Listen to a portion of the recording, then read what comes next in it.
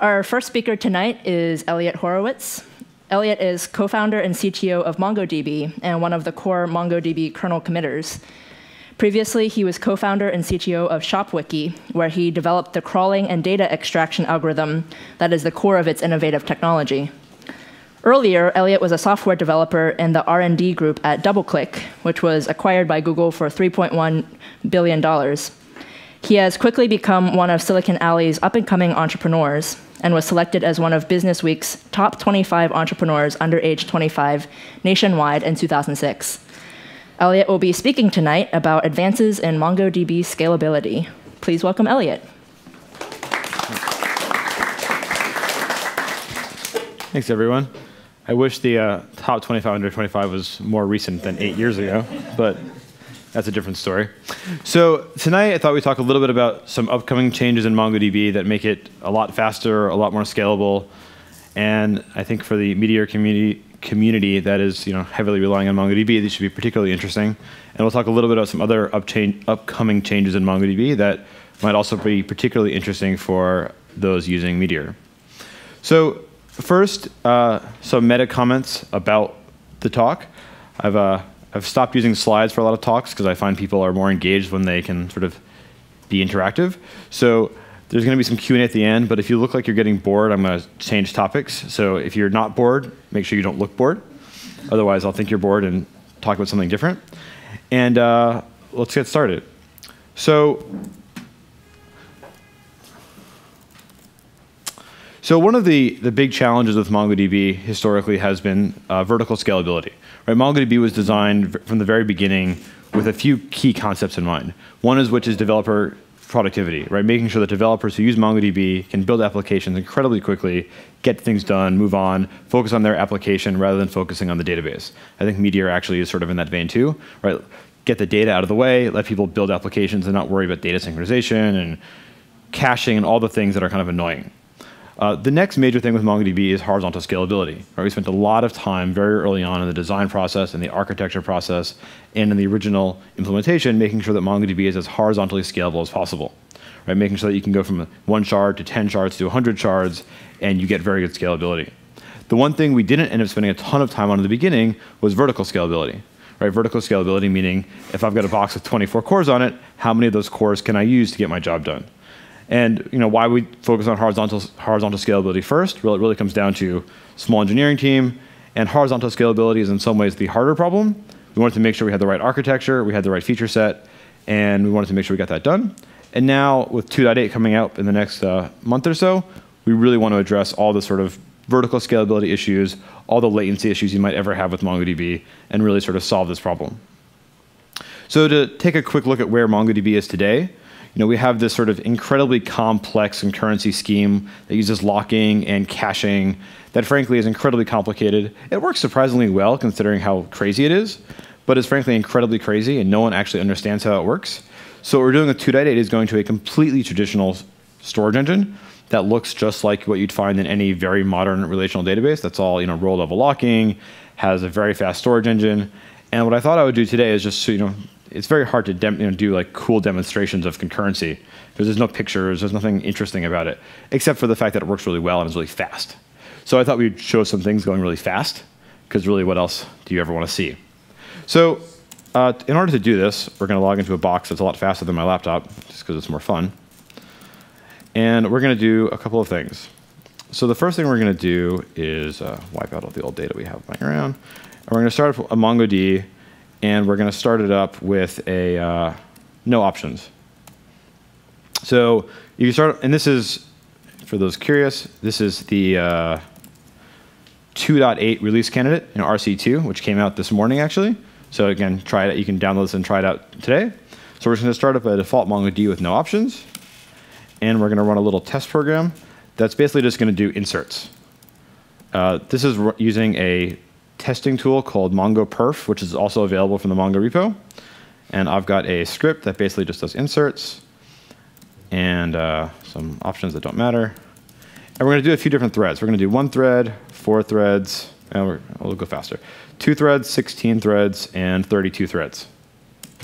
So it's going to run a couple of different options.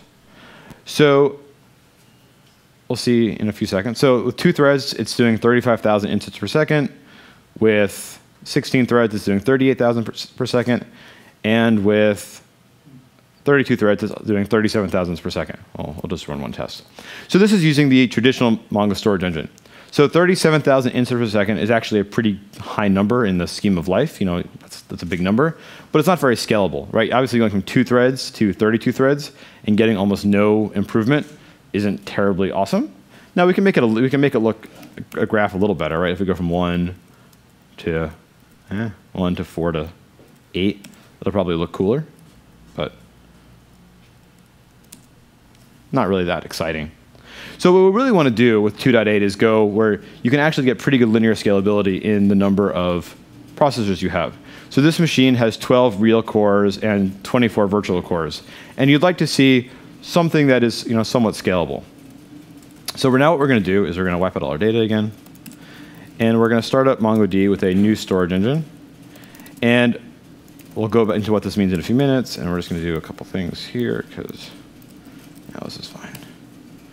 And we're going to run the same test.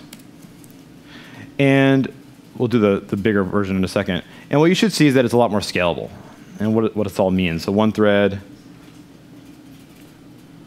4 threads, and 8 threads. So obviously, it's not perfectly linear because this is a machine that, you know, there's CPU things. But if you look at 8 threads, it went from 43,000 to 109,000. And if we skip ahead and do something like 32 threads, we'll see how fast we can get it to go. It should go pretty fast, 173,000. So basically what you can do with Mongo 2.8 using this new storage engine, instead of inserting 43,000 documents per second, you can now insert 173,000 documents per second. So, you know, 4.5 times faster on this one insert load test. That's pretty good. So what does this all actually mean for actual applications? Because no one's just inserting little documents over and over and over again. I mean, some people actually do that. But so what we actually did with Mongo 2.8 is actually completely replace the storage engine underneath MongoDB. And what we really did is add an option for a new storage engine. And so we actually are using this storage engine called Wired Tiger. As you can see when I started up with the way I started this was using -- storage engine Wired Tiger. And Wired Tiger is a storage engine built by this company named Wired Tiger. And what the founders of Wired Tiger are the original authors and architects of BerkeleyDB.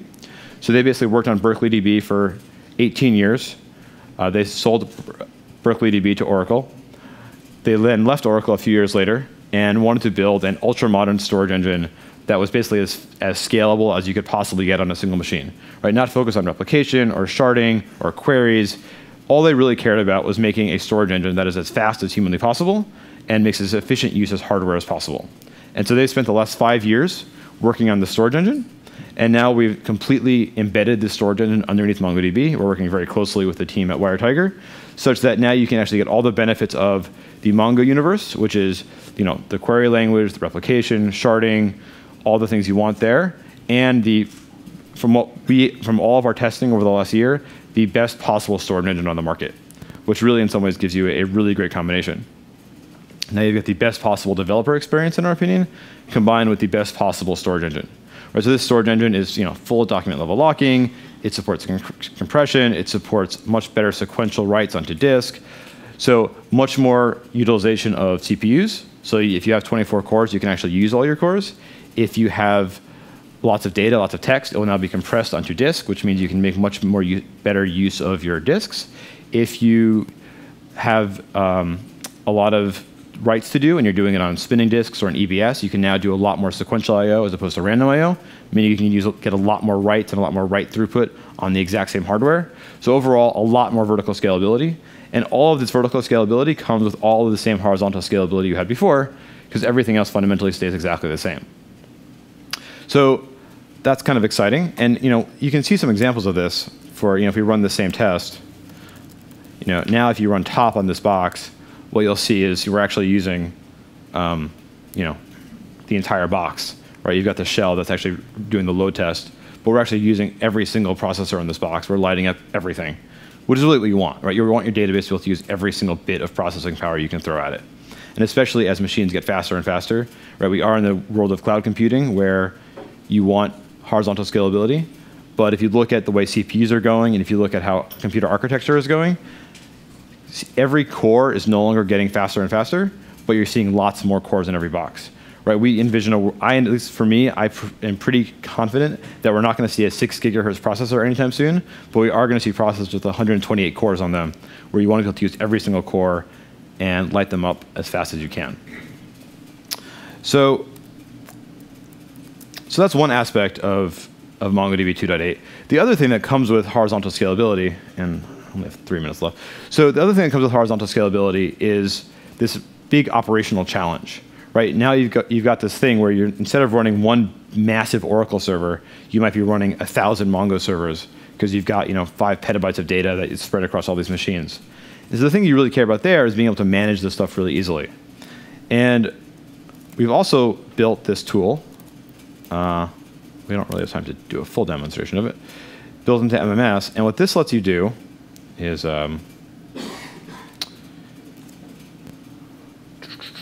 it basically lets you deploy and manage your servers both in AWS and anywhere you want from a nice UI or via an API. So for example, let's say you want to go build a 10-shard cluster on AWS. You can put in your AWS credentials into the service. It will then go and deploy those machines, run MongoDB on them. When you want to go upgrade them 3 months later, you go change the version, and it will do a rolling upgrade in the background. If you want to change some options, it will change those in the background as well. All with, with zero downtime, without having you to have to write scripts, move things around, move data around, and do a bunch of work that's kind of annoying.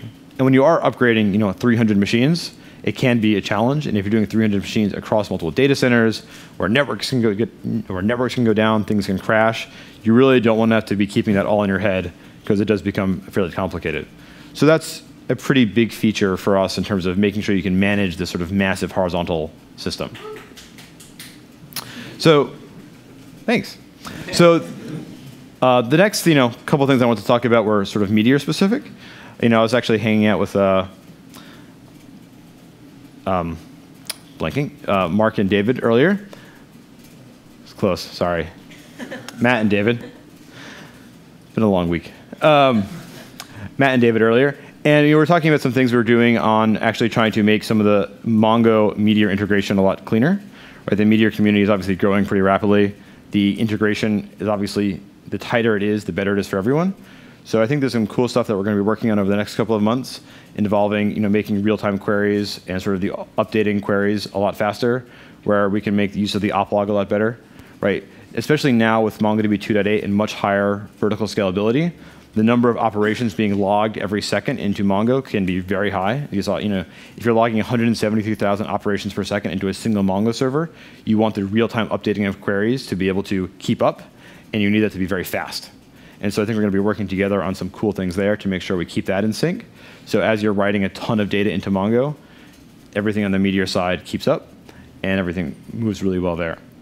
So Mongo 2.8 is in the release candidate phase right now. RC2 came out this morning. There'll probably be a 3. We'll see if there's a 4. It really depends on how many bugs there are. It's very helpful for us if you actually download it, try it, break it, and let us know about it. There's actually a bug hunt, so if you download it and break it, you can win prizes. There's actually some cool prizes. There are some prizes that come in like CS Talk, which may not be that exciting, but there are some prizes where you can win like $1,000, which might be more exciting.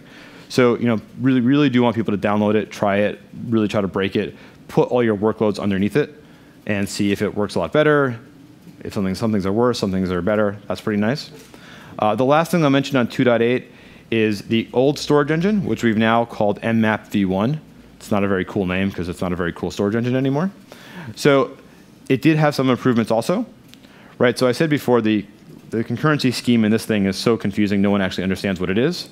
But there is some notion of database level locking that you might have heard about on Hacker News. And the database level locks have now been replaced with collection level locks.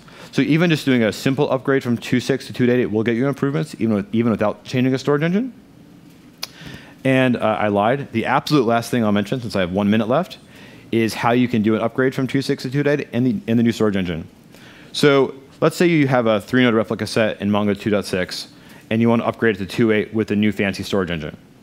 It's very simple. What you do is you actually just do a simple upgrade from 2.6 to 2.8, from 2.6 to 2.8. That's just a simple binary upgrade. Now it's going to be using the new mmap v1 storage engine, which is the new version of that with collection level locking. That's sort of a zero downtime, zero data migration change. And then what you can do is you can add a fourth member to your replica set with the WireTiger storage engine. It will sync up and do the initial sync just like any other Mongo replica set member. You can then go and change the primary of your replica set to this new WireTiger storage engine for 5 minutes just to see what happens, just to see if it's working really well. If it's working well, you can upgrade all your other ones. If it's not working well, you can shut it down and send me an email that is probably relatively nasty, but hopefully nicer than that, and we'll try to figure out what's going on. So it's very easy to migrate these things. You can also keep them. You can also have multiples running at different times for different kinds of queries, and all sorts of other cool stuff that I only have 6 seconds, so I can't talk about it anyway. All right, so I think thanks for that, and now I guess I'll open it up to questions. Joins. Wow.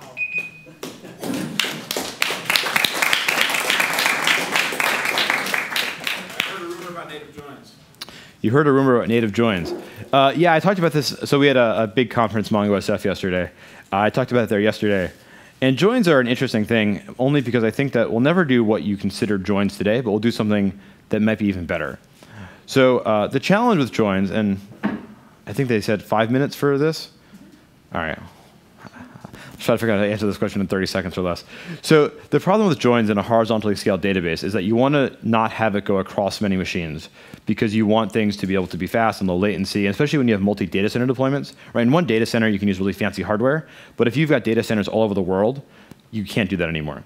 So what you want to be able to do is say, I've got 3 collections.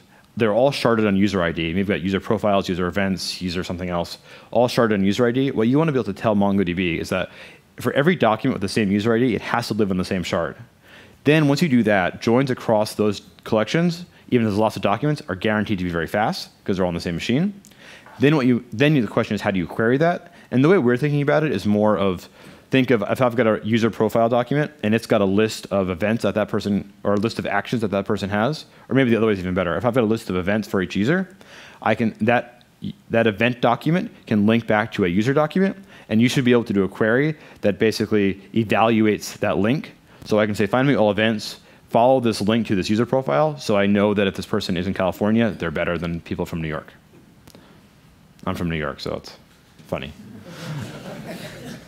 So it's sort of like joins, but not exactly like joins, but basically the same kind of thing. And by the way, that exact same policy on joins will also be the way that we're going to do multi-document transactions, where you'll be able to do multi-document transactions across people sharded on the same key. So if you've got a user profile and you've got like 1 million documents for a single user, you can actually do a multi-document transaction across all documents sharded with that same key. Lots of use cases there. Is that a question? Why did you use Wildfire as the default storage engine? The question is, why didn't we use WireTiger as the default storage engine? So the main reason we didn't is because, well, one, it's brand new. 2, is there's obviously a lot of people using MongoDB very happily right now.